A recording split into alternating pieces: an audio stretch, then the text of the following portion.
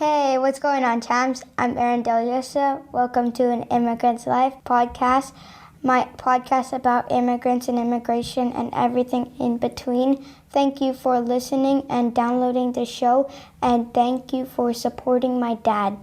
And just like that, we are 2 weeks away from the anniversary of an Immigrant's Life podcast.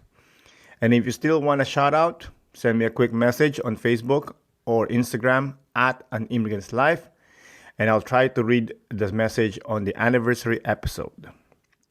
Fall is in full swing here in Montreal. The leaves colors are fully saturated.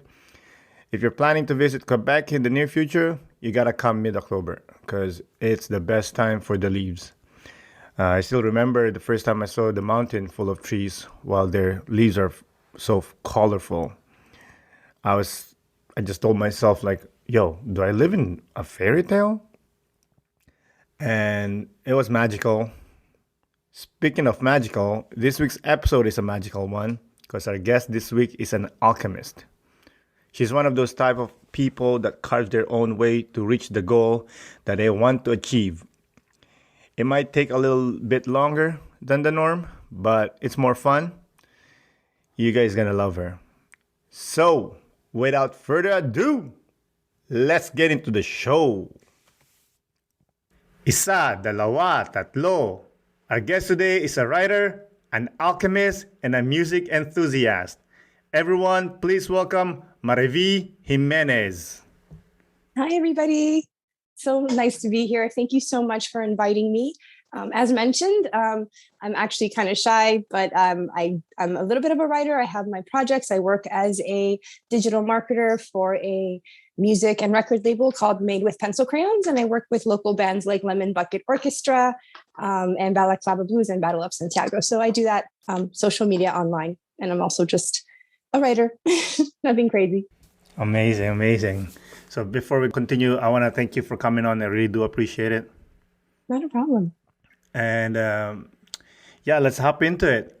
As I've mentioned on the intro, you are a self-proclaimed alchemist. What does that word alchemist means to you?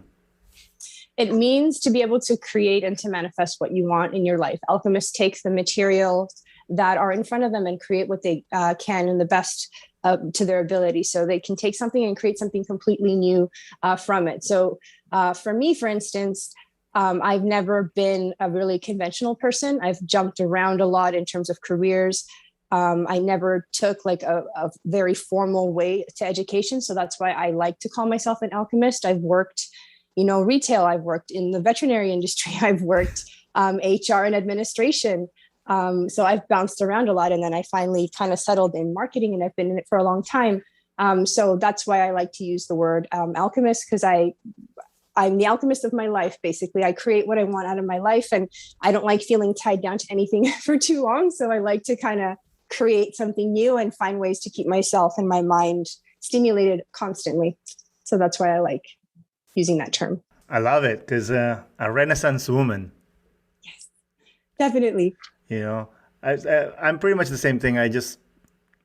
I'll do something, I'll do it to the best of my ability, and I hit that level and I'm like, all right, I'm done here. I'm going to move on.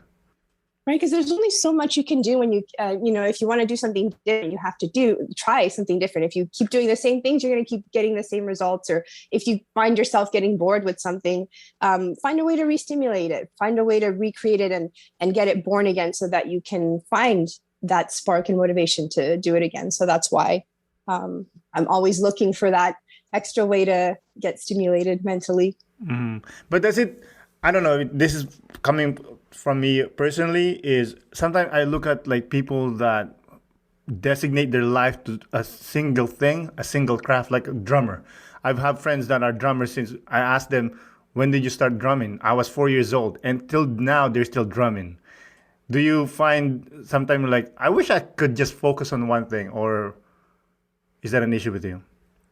See, that's the other thing. And I think that's why I like to find things that motivate me constantly, because I like music and I work in the field, and my husband's a musician. So I asked him the same thing, like, I play different instruments, but I find myself scattered all the time, that I need to create something different and new. So for him, I asked him, like, what is it that gets you so motivated to stick with it? And he's like, I like to learn different genres and learn from different kind of bands and individuals and artists. That's what keeps me interested, and it's the passion I have for it.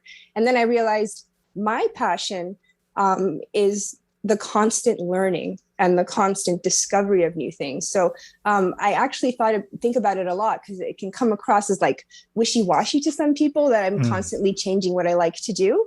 But it's more of, I find that that's how my personality is, that I always want to learn. I'm the kind of person that's always looking at documentaries or checking out new lessons on YouTube.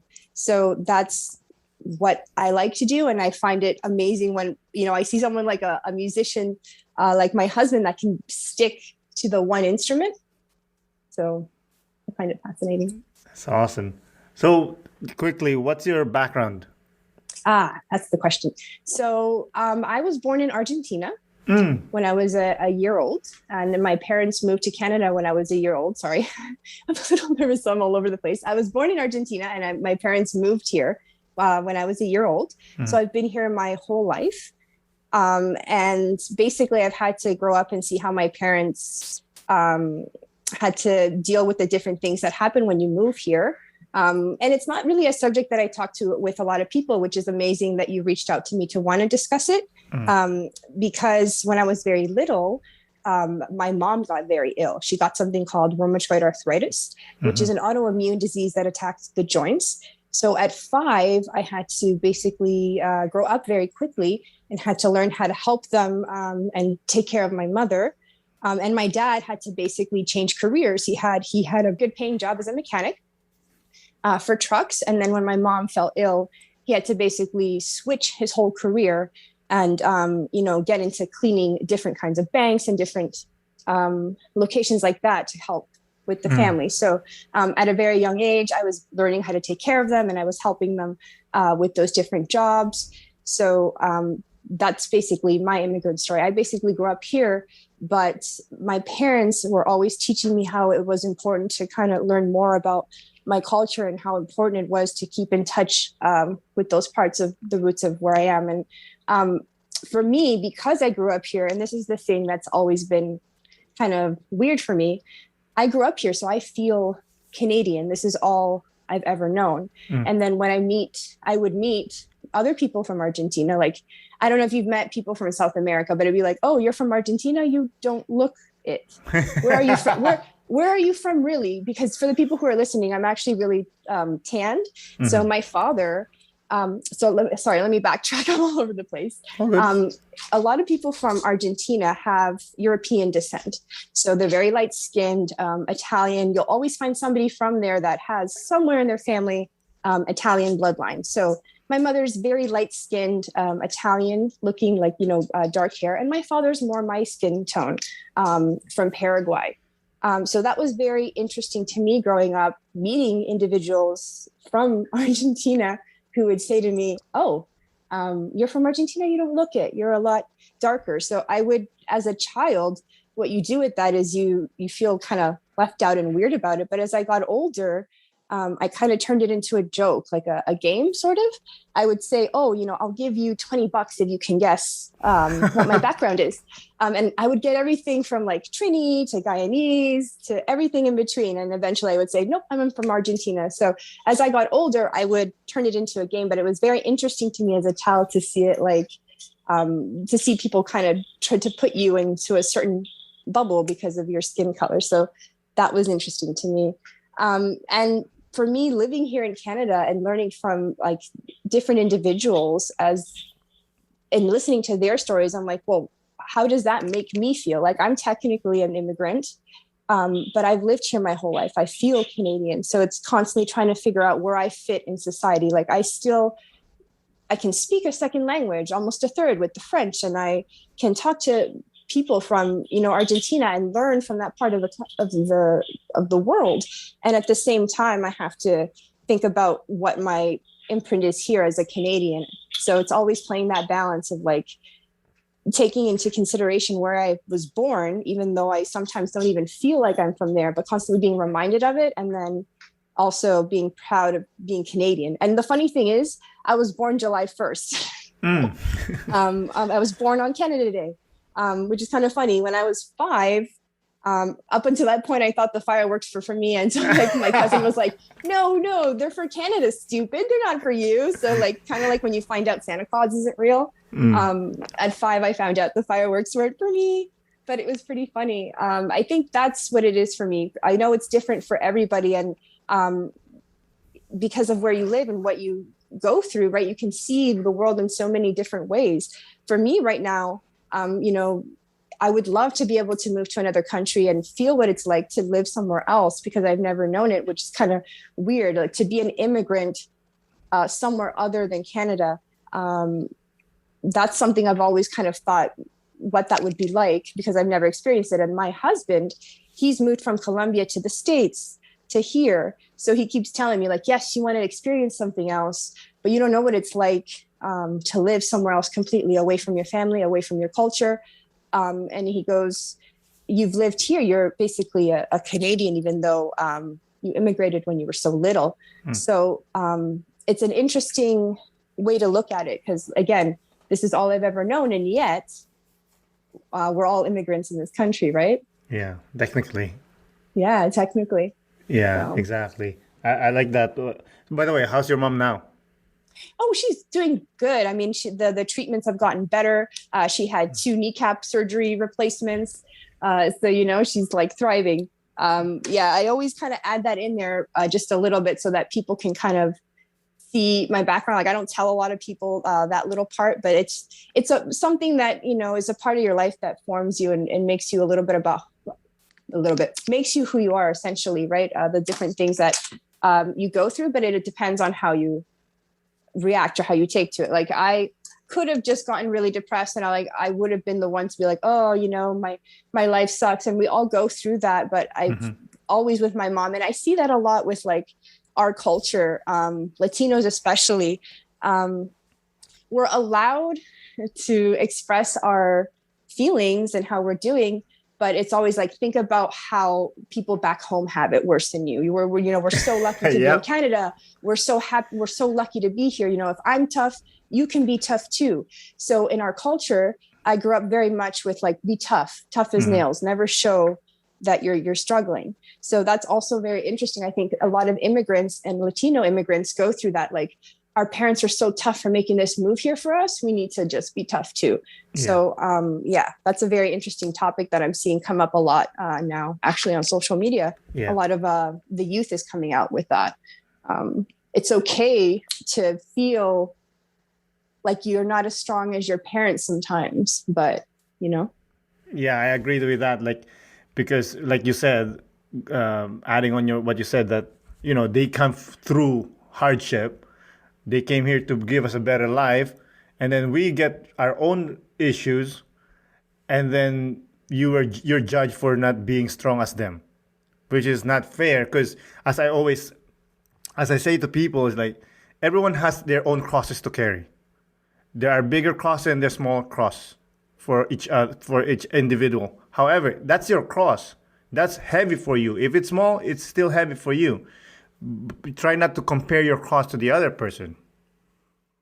Right. And that's the thing. And that can go on for so many other issues or situations or circumstances that we all go through in life. And I think it's having that open conversation without judging each other and all those things. It's like, oh, I had it so much tougher and first world problems versus, like that whole thing. It's like, we all have problems. It's just, there's no scale to measure, how we interpret it. It's just how we deal with it. If we can, become stronger on the other end, like as long as you're not using it to, hurt other people or benefit yourself in some, bad way, like kind of using it or milking it to get something out of it. Mm-hmm. Does that make sense? Oh yeah. Because I know of people that are like, oh, woe is me. And I've seen that happen. So that's what's more I'm talking about in that aspect. Yeah, that's right. So you look like a rebel type. Did you like school? The question. I was the type of person that never did my homework, but passed the test. I went to, yes, Catholic high school.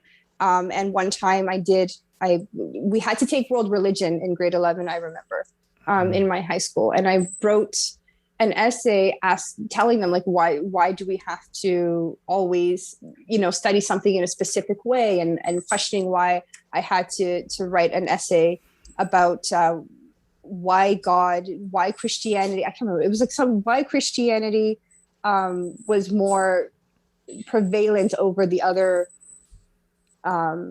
religions.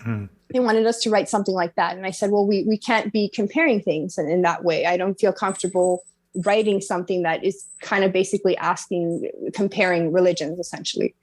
So my parents had to come in and talk to them as to why I didn't want to have I just didn't feel like writing it. So my parents are like, just let her not write it. It's okay if she loses a couple of marks. So I've always been that kind of person. And like, I have no gripe with religion. Everyone's open to believe what they want. I just don't like when people feel the need to force it on others. Yeah. So what kind of troubles you got into when you were, other than that essay? The essay? A lot of things. I used to skip quite a bit. I used to, like just typical teenager stuff. Just skip class, leave like different posters for, political stuff on lockers. Like, stuff like that. I used to do that too. Really? Like, what kind of posters did you put on there? I didn't do posters, but I remember in college, they had this wall of freedom, of honesty or whatever. You can write whatever. So I'll write criticism, but in a poetry form. Oh, perfect. So, and it's a question. Like, it's pretty much like for me, it was like someone reads it, someone will ask, like, what does it mean? And does it pertain to the school or pertain to this person in the school? Listen, I'm not Steinbeck or anyone, but I try, Did you draw your own posters? I would just like color them in. I would get someone else to draw them. So it would be usually like the lesser of the general opinion. So like it could get people in trouble. So I would just again, I'm very much behind the scenes. I've never done anything like for attention. So this is why for like my job right now, it's very hard for me to balance that because I like being behind the scenes very much. So that's the thing. Like, and yeah, I would just like paint them or help them with like some of the wording. Again, I'd be like, just behind the scenes, guys. It was always like the lesser opinion, right? Like, and not to cause problems, but it's like right now, for instance, the world is so divided. Like the internet schism is insane right now. So for me, it was always like, I do this not to antagonize or to cause problems or to cause a rile up. I do it so that we can look at the other side of the coin or look at the other side of the equation and try to look at an issue without taking too much of a side or being too biased with one opinion. And it's so hard when everything is labeled all the time to us as misinformation or it's too much on one side. It's like, let's take politics out of any situation for a little bit and try to look at it as human beings having an experience together, be it any situation. It doesn't have to be the current world issues now,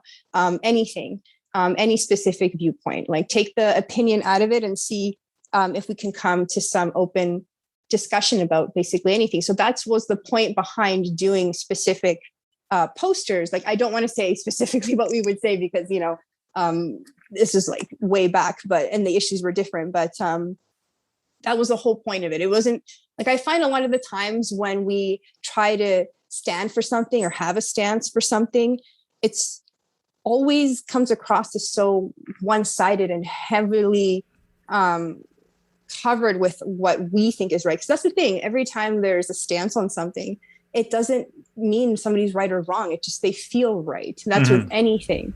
And it's that constant proving of what your side is or your viewpoint is.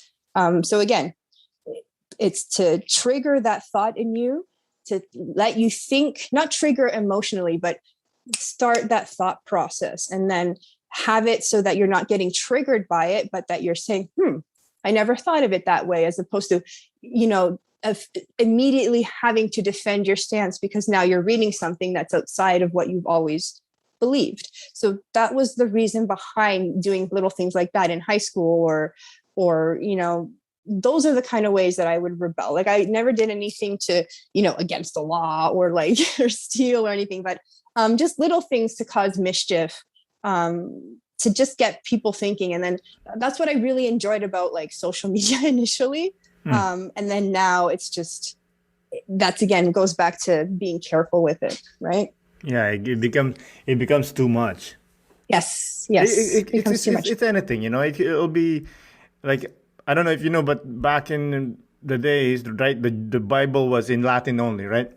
Right. And then Martin Luther decided like, yo, we should translate it to English. But apparently, which I didn't know, apparently there's a lot of people, scholars back then, like, should we do it? Because if we do it, it means anyone can translate it. It's like giving power to individual person. That's what social media did to us. Yep. Is giving individual a power, which is good. That's cool, but not everyone's smart. Yep. And that's where the whole thing with the misinformation comes in. Who do you believe and what are your sources and what is real and what is not? And I think that's the difficulty like our governments are having too, right? They're having to figure out what to do with this new technology that's giving us a lot of power, a lot of information, but a lot of dangerous power. So I feel for them too. Like, I think both sides are have their stances. And I'm talking, I know you probably don't want to bring it up, but I'm talking about the whole jab, non-jab conversation that's going on right now. It applies to it. It's people having to pick a stance right now for what's best for everyone. So I'm just hoping we can come to some general agreement with the whole thing so that there's not so much of a schism. That's just my stance on it. Yeah, I agree with that. Let's swerve a little bit. You address yourself as Latina? Yes. Have you heard about that term Latinx? Yes, I was just actually watching a video about it yesterday. See, the thing with me is I've always been the kind of person to be fence. I like to watch both sides, but from my fence. And my friend of mine told me there's going to come a point where you can't, and you're going to have to choose. So for me, Latinx, I think the way the world's going is great in terms of like giving people that opportunity, the space, the voice to have the freedoms that we always said that makes us such a great country, right? But at the same time, it's like, for me, I'm perfectly fine with using the term Latina. If Latinx works for you, I have no right to tell you that how you feel and how you want to use it bugs me, or, I have nothing against it. Like, I have always used Latina. I will use it. I'm fine with it. If someone feels like Latinx is something that they want to use and makes them comfortable, go for it. Again, if you're not going to bash me because I prefer to use Latina, then I'm not going to bash you for wanting to use Latinx. And I think that's the stance that I wish we could just take. Like, why does everything have to be a battle? Is there always a new glass ceiling that we have to break or push through?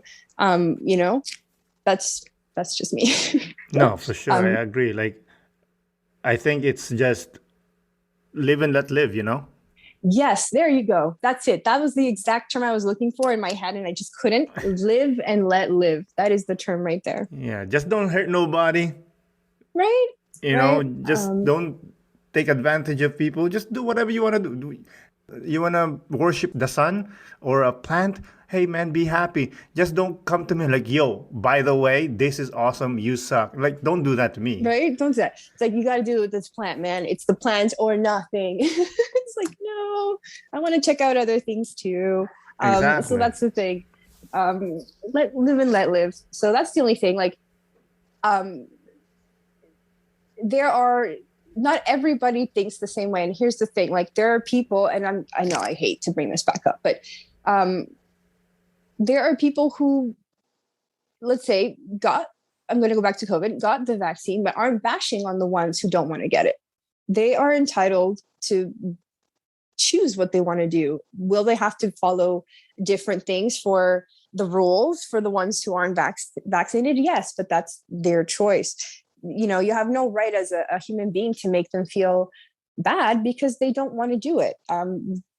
They will have to deal with, having to follow more stringent rules, and that's it. It's not like they're coming up to you and saying, well, some of them, and here's the other thing, like every group will have people who defend it and are you've seen the comments on Facebook and things like that. There's always very aggressive commentary back and forth. So for me, again, it's like, just live and let live, be on the fence. If they did it, cool.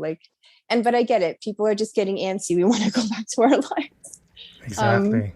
Yeah. But for me, it's like, I can't do anything to you. I did what I needed to do. So. Exactly.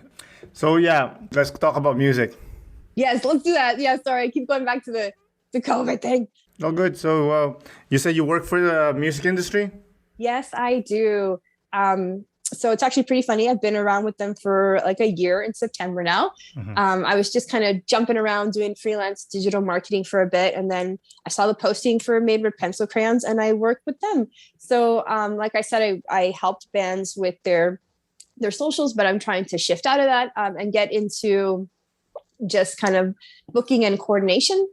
So that's been a little off because of COVID too. So it's been very interesting to me because I haven't ever been a very conventional person with anything, to be working in an industry that's so willing to let me go along for the ride as everything changes, as they say. So, I love being able to, and it caters to my wanting to learn something new constantly, because I'm not getting as antsy or bored with it. And that's what I find is difficult for me. But like with the music industry, what I'm learning right now is having to adapt so quickly and not having what would be so normal for them to get used to, having like set dates, having venues, being able to confirm things for you. That's all gone. The uncertainty with the COVID tests and having to adapt to that. So that fast pace, having to learn and do things quickly is what keeps me excited about it. And obviously learning how to do all these things for these cool bands, right?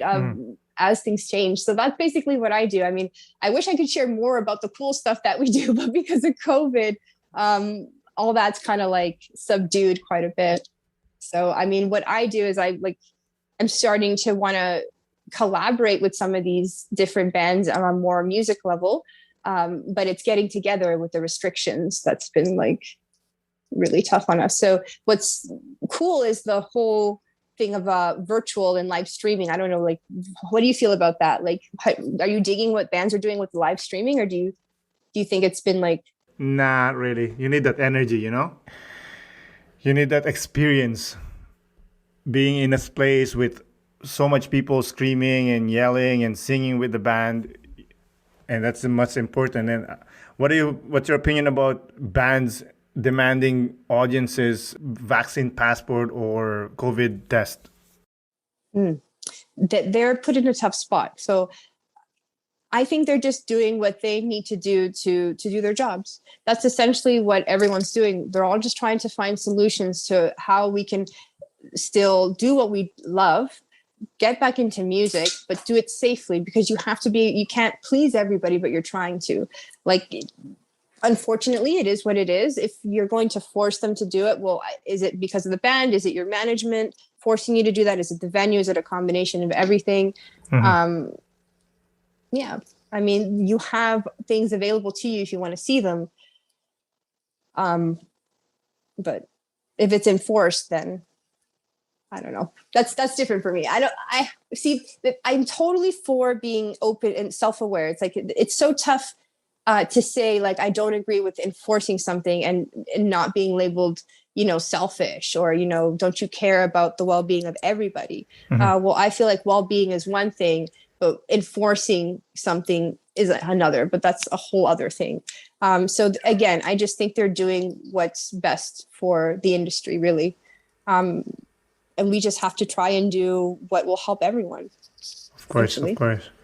Did you try to start a band in high school? Oh, yeah. Yeah. Who didn't, right? I remember I was really big into bands like the Yeah Yeah Yeahs, that very garage band kind of thing. Garbage, I was really big into. Hole, all those kinds of bands. I wanted to start, I always was fascinated by female, alternative musicians like Darcy from the Smashing Pumpkins. Like she was my alt idol. Unfortunately, like, you know, drug issues, poor thing, but like that kind of alt girl thing was always what I looked up to and wanted to do. But I was always remembering feeling kind of out of place. Like, why would a little brown girl really, really bad. Okay, I'll share this story with you. I went to an Evanescence and Finger 11 concert back when I was, I think, 16 or 17. And if you go to, like, especially in the early 2000s to mid 2000s, like even, I don't know how it is now, but like, you don't see a lot of like tan people at rock shows, at metal shows. So I remember standing in line to get into this venue. It was at the conference center near the airport. I don't remember what it was called.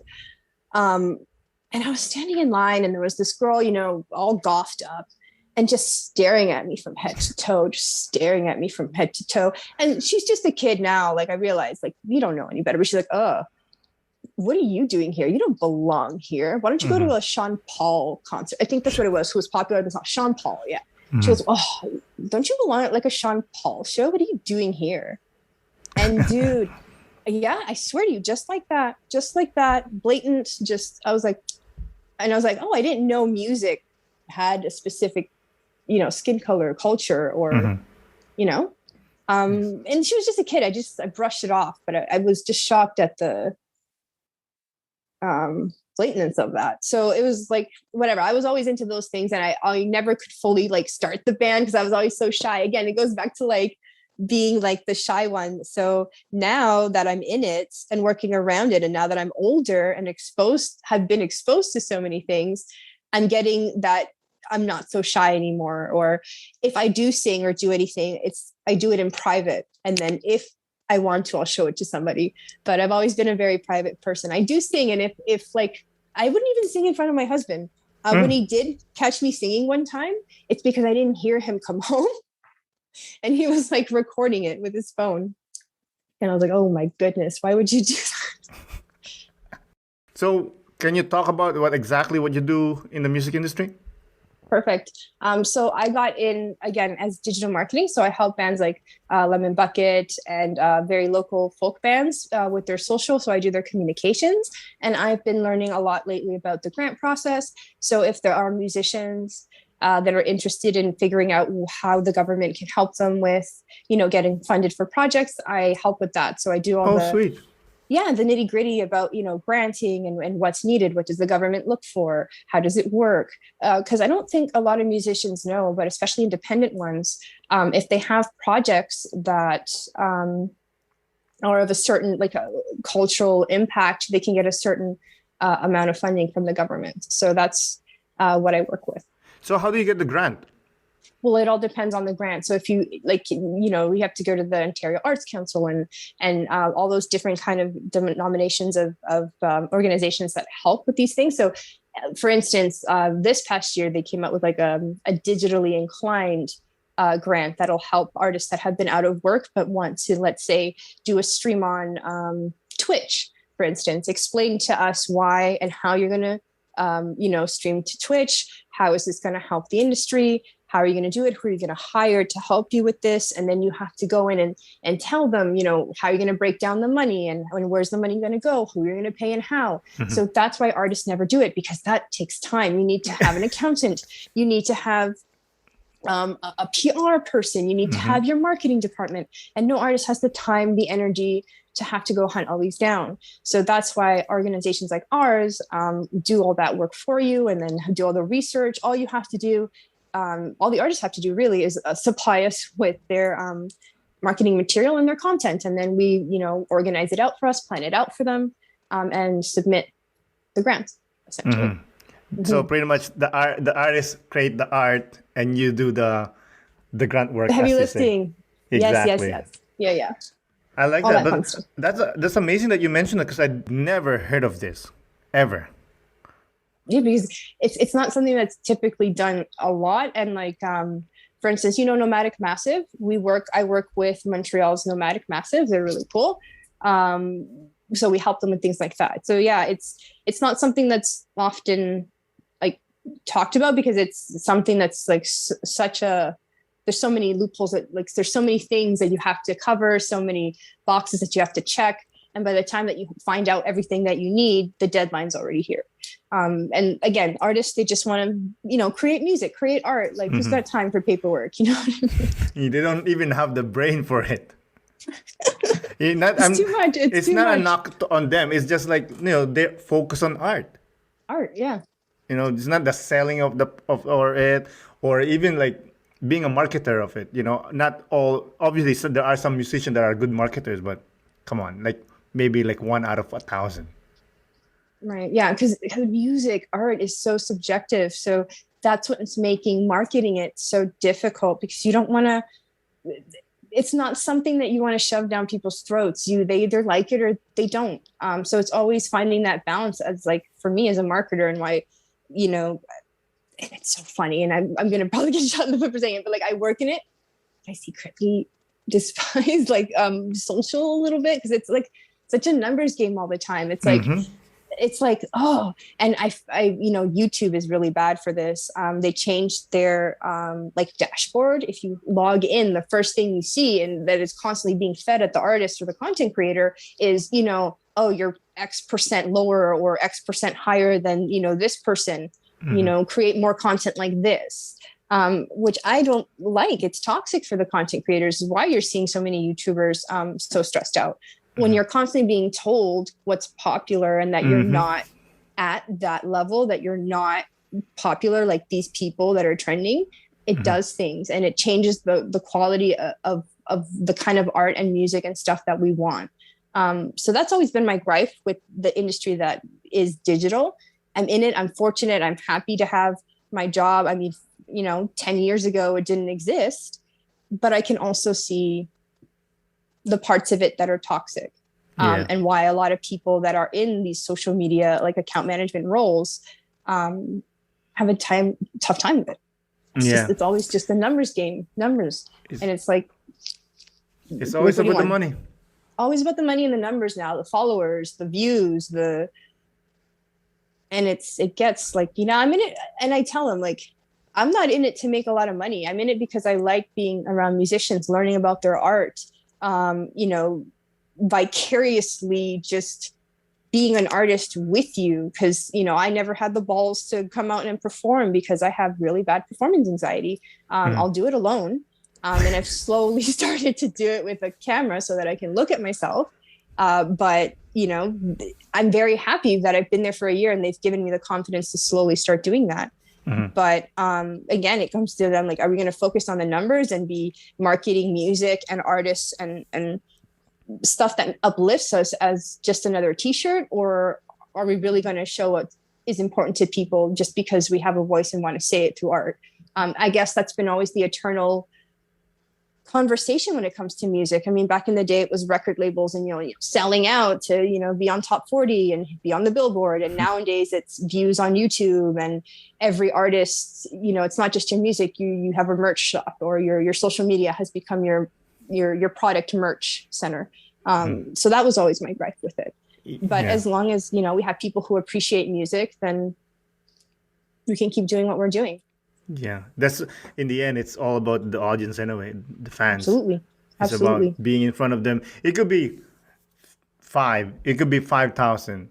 Did they love you? That's the question. That's the question. That's it. Do you feel the love? Yeah. Yeah. That's my only thing. Like, and I feel for it. People are just trying to make money in the field that they love, and I get that. Yeah, of course. Like you mentioned about selling out. A few decades ago, bands won't even allow their songs to be used on commercials. Right? Like they're like, oh, that's selling out.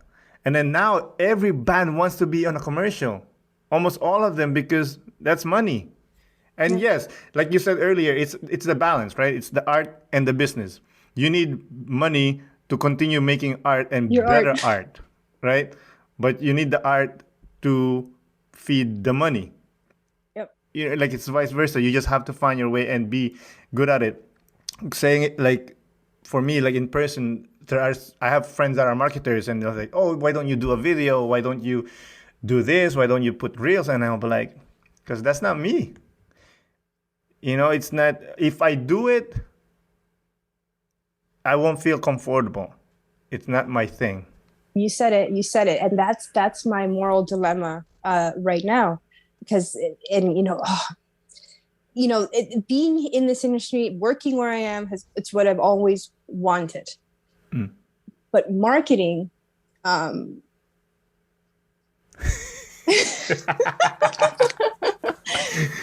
it. I don't know how else to say it. Exactly. It's just like being with people, talking to people. Hey guys, buy my product. I'm not like that. I'm not that shouty sort of look at me kind of person. Like the few things that you see on my social are because they're just there, and I'll slowly start to do it again once I start working on my own stuff. But I'm not and I work in it, but I do it for other people. I just can't do it for myself. Yeah, exactly. So when we got into the pandemic and we got, stuck in our houses, how did you feel not seeing live music? Oh, they tore the one, and that's the thing with me. Like, people look at one picture of you on Instagram and they have one idea of you. Like I'm not huge into going to clubs. I'm not huge into, those kinds of activities.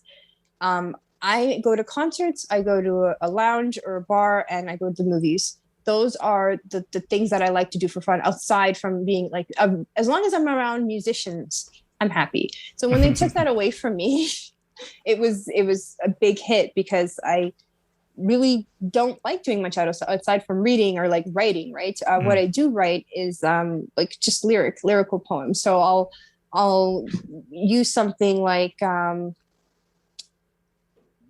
two unique words that are put together, and I'll just write, and I'll add them all into my wall. So for that day, I'll use that phrase, like digital dysphoria I'll use. And for that day, I'll just figure out phrases that start with 2Ds all day and add it to the wall. And if something comes up, I'll continue playing off of it and continue writing off of it. So right now, and I'll show you. I know that people listening can't hear, but I'll show you. Oh, good. That's my wall of stuff right now. That's awesome. So she's showing me like a room, and on the wall she has like words that for her mean something. Not right now, it's not like a poem or anything, it's just like big words. Big, like, yeah, it's their titles, their chapters, and every month that will change, or so I always have something constantly there. So that wall was put up when the pandemic hit, because I couldn't go outside anymore to look at things or take pictures of things, to do something like that. So I just started writing based on whatever music I was listening to at the time, or my dogs did something funny, I would put it up there and build off of that. So that's what kept me sane, because I don't do much else, right? So yeah. What's the process of your writing? Like, do you sit down and write, or you just let the muse whisper the sweet fruit of poetry to you? A little bit of both. So sorry, that was my dog. So sometimes, again, it could be a song. It could be something that I heard somebody say while they're walking past me, and I'll try to keep it, because with me, if I don't write it down right away, I lose it. I don't know if it's because of my ADD or what it is, but like I need to have it written down right away. So that's why I love my notepad on my iPhone. The only thing is, I have a bad habit of just writing it and not, on some days, like I like writing it and then having context as to, did somebody say it? When did it happen? At what time? What was the weather like? What was I feeling? Was I hungry? Was I cold? Those are the things that I wish I took more time to put in as I'm thinking it on the go, because life is like so go, that when I do think of something and I do take the time to add in those extra layers of context, when I go back to review it later, like maybe 2 weeks later, it's like, oh yeah, I wrote that and that's how I was feeling. Cool. Like, let's build off of that. Okay. Also, you write details when it comes. Right. If I can, if I'm walking around and it's a phrase, and I just type it in and I go back and look at it and I didn't add that extra layer, it's like, oh man, but what was I feeling that day? What was really going around me? Was it cold? Was it raining? Maybe, so something like that. So I can go back and not even a smell. I'll add a smell. Was I smelling cinnamon buns when I came to that thought? So that I can go back and say, what was happening that triggered it, or was just completely random? And then if I go back and read it a few weeks later, it's like, oh, cool. Maybe I'll turn it into this, something like this for now. And then, that's crazy. Yeah, I do write too, but I would not write the details. You are more meticulous than me. I'm lazy. I just write the lines and then hopefully it builds itself. Yeah, exactly. Like I much prefer writing the lines and it builds itself. But I do more the contextual stuff if I feel like I might run into like burnout and writer's block.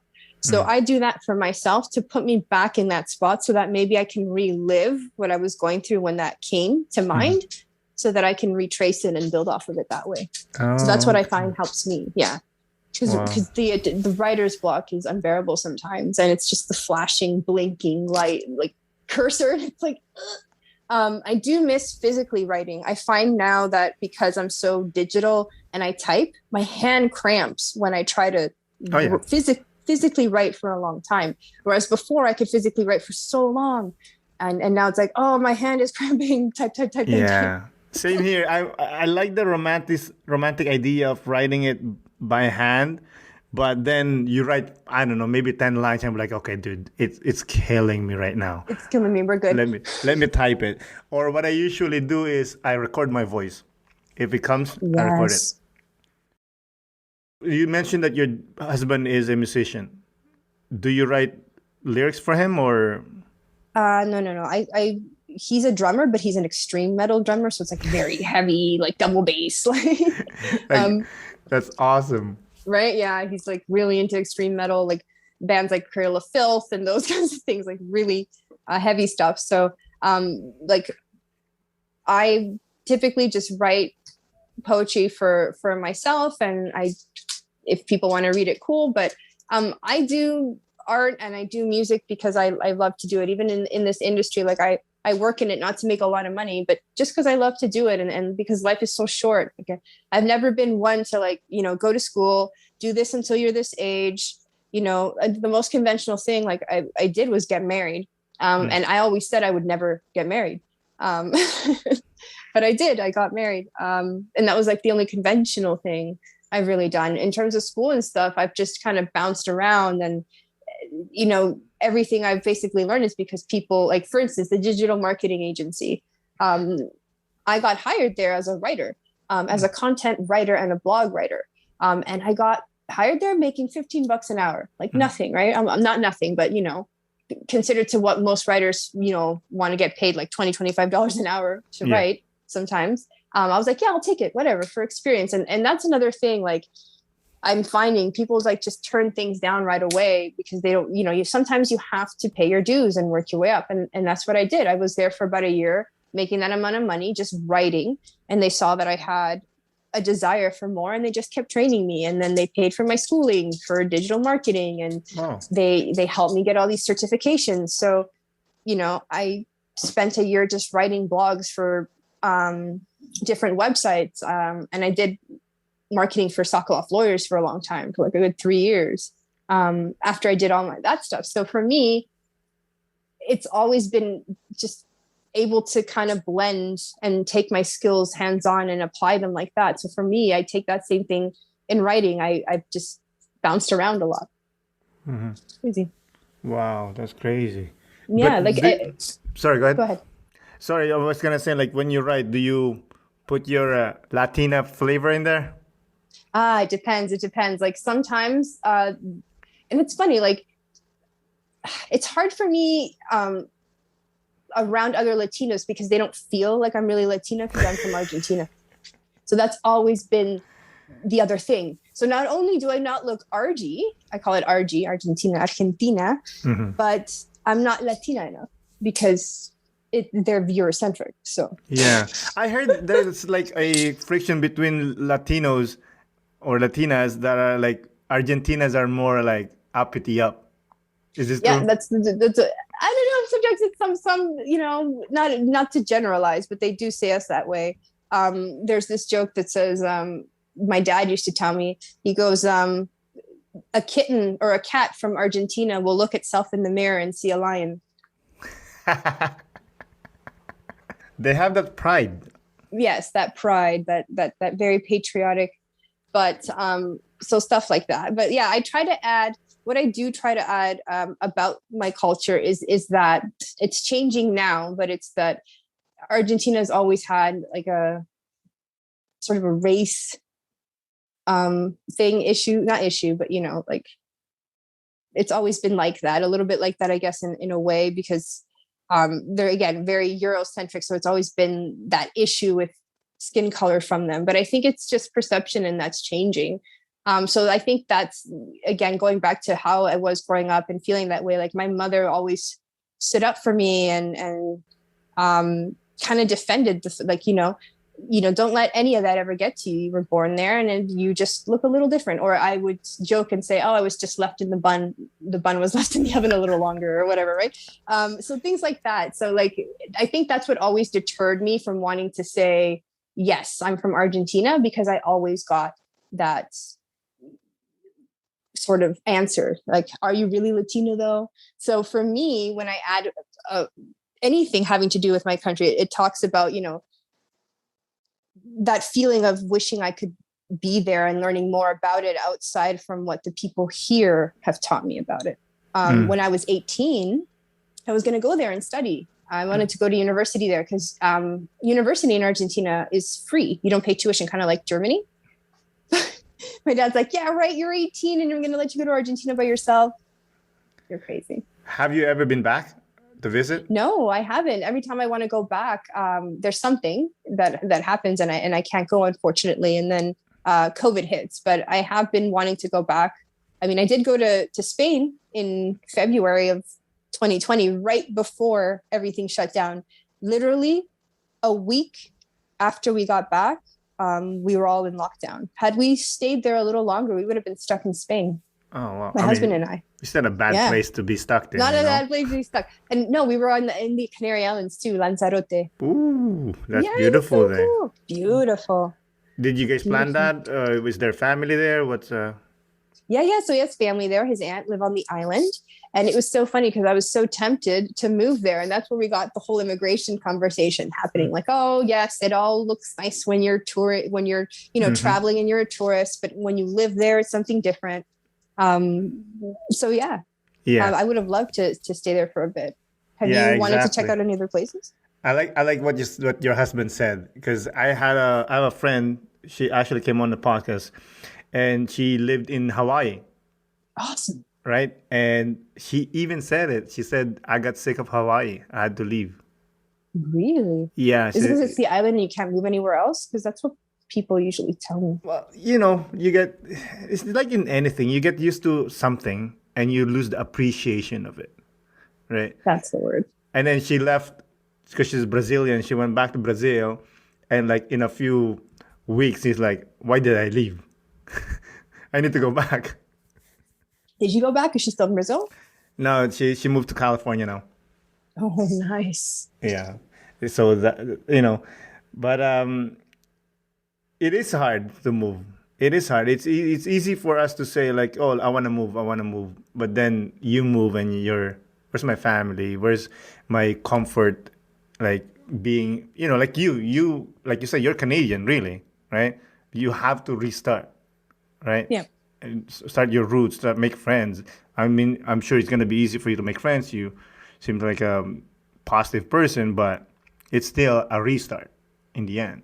Yeah. That's the thing with making decisions in life, that I always kind of step back and think, like, there's always this phrase, and I'm seeing it now, especially in our society with the schisms. Like, I have this thing where it's like, if you dig enough, you will find skeletons on people. You will find what, like, everybody has a story, everybody has a previous life. And for me, it's like, how do we know that the choices we make are the right ones when we make them? And how do we know that they're going to be the right ones in 5 years, in 10 years? 5 years later, we're going to say, oh, that was the right choice for me at the time. Mm-hmm. And for me, it's like, and it's impossible to do, right? It's like, how can I make a choice where I don't have to maybe say that in 5 years? You know what I mean? Like, that was the right choice for me, though, 2 years ago. So, or 5 years ago, or whatever. So I'm constantly like, okay, when it comes to my choice. So when it comes to like wanting to, move somewhere else, that's one of the ones. It's like, I don't have an answer for that. I just have to go and do it. And I've always wanted to, but again, it goes back to, you lose your appreciation for it. You're going to miss your comfort zone. And that's what my husband always emphasizes. It's like, you don't know what it's like. And I'm like, I really don't. He's from Colombia. He moved right in the middle of when things were going bad there.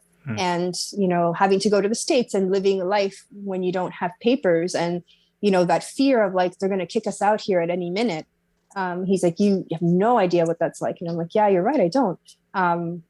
So I can see his worry about that. It's like, it's not like we're going to get up and move. But I think, and it's so interesting to be in a marriage where you're completely different in that sense, where it's like, oh, you've moved 3 times. You know what it's like to live without papers and have to come to Canada as a refugee. And I've been here my whole life and I want the immigrant experience. So and then, tying in that beautiful compromise that is marriage of like, okay, well, I get it. We're not going to live anywhere else. And now we can't because of COVID, but we're not going to live anywhere else. What can I do to make it so that you get the same experience without like missing out on it? So it's been like, okay, we'll travel a lot. So that's the compromise. That's perfect. I mean, if traveling it does work. It gives you that feeling of immigration, but you have to stay up, I don't know, let's say 6 months, I guess, and live with the locals. Because if you're just gonna stay, if you go to Cuba and you stay in the resort, that's not absorbing the culture, I'm so glad you brought that up, because that's one thing I have a debate with all the time, resort versus excursions. It's like, I did the resort thing once and I was like, okay, cool, but I'm bored now. If I travel, I want to see the architecture. I want to learn about the culture, the buildings, the people, the food. Yeah. Don't give me like resort food that's made there to cater to Western or to whatever North American food or burgers and stuff. Yeah, exactly. Like a good example was me, a family member of me. My wife is Canadian. She's Caucasian, and her family went to the Philippines to visit, and they're all Caucasians, right?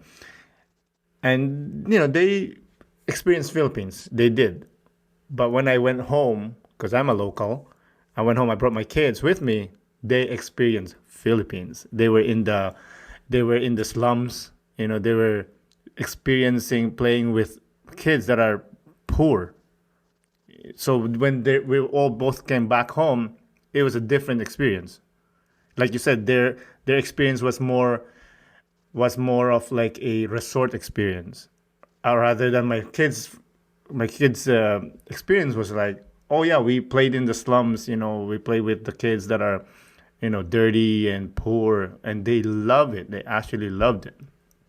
They absorbed the culture. They did, and I think they'll come back with more of an appreciation, right? That's another thing. My husband was telling me that he worked with this gentleman, and his kids were just being ungrateful, and I think the family was from Ghana. I think his coworker, it's like his kids were complaining about their iPhones not being the latest one. Oh boy. So for the summer, he said, okay, we're going to take a vacation. So they go, and he goes to Ghana to visit the grandmother or family there. And then he leaves them there for a month. Oh no. Like, okay, I'll come back in a month. No worries. Well, about that, Dad, but where are you going? I thought this was a family vacation. Oh, it is. I'll be back in a month. Under like uncle, aunt, grandmother rule there, and I don't know if it was Ghana, it might have been somewhere else, but he said he went back the month later, and like, yeah, they were so ready to go home. They had a different view things, like they weren't, there was no child abuse or anything. Like they had pictures, like everything was fine, but they didn't have all the luxuries that they have here. Like they didn't have the constant Wi-Fi and everything like that. So it definitely gave them a perspective of what the other side of the world is like, and what they truly have. So it's like, yeah, it gave them an eye opener, like huge. Exactly. But these are teenagers, right? 14, 15-year-olds. It just gave them a moment to work on the farm kind of thing with their relatives. just to give them a little, and they made a little bit of money too. It wasn't like he sent them there to be slaves or anything. Yeah, it wasn't that. It wasn't 100% immersion. Right. Yeah, it wasn't. But like just the way he said the story, it was like, yeah, the father was telling me, my friend was telling me from my work, like I took him there for a month. I left them there with my relatives. They came back completely different and with a different perspective. And they've never complained about their phones since. Yeah. Did your parents ever do that to you? Oh, yeah. They would basically one time I had to spend a week with like another friend's family or something just to get me to, like, it was a camp or something. Like they went to like a special camp. It wasn't like a boot camp, but they trained us to like, do, survival camp. Okay. I went to a survival camp for like a week. Just to learn to do things like that. But I think it's important for parents to do that. Like if something were to happen, how many of us know how to start a fire without a match? How many of us can grow a garden? How many of us can, I don't know, change a tire? Like, I know we have YouTube and stuff, but to learn on, but really, I think it's things that kids should be learning and they should be implementing it more into schools. Yeah, I agree with that. Or how to handle finance. Oh, that's the number one. I think that's not even offered, but they forced, when I was in high school, they always hear everything's, I don't know how it is now with the school system, but everything was divided into applied, academic, and essentials. So they would prep you for academic, everything university. So all your courses were catered to a level of theory, very less practical. And then your applied, you got more into your hands-on math, and same thing with essentials. And I never understood why finance wasn't kind of interwoven in there. I think the closest thing to learning that was a math for mortgages. And that was it. Like one chapter on mortgages and that's it. Wow. And how to save, like they don't teach you. I agree. Listen, we're getting there, but just one more question, if you don't mind. Go for it. How do you see yourself in 5 years?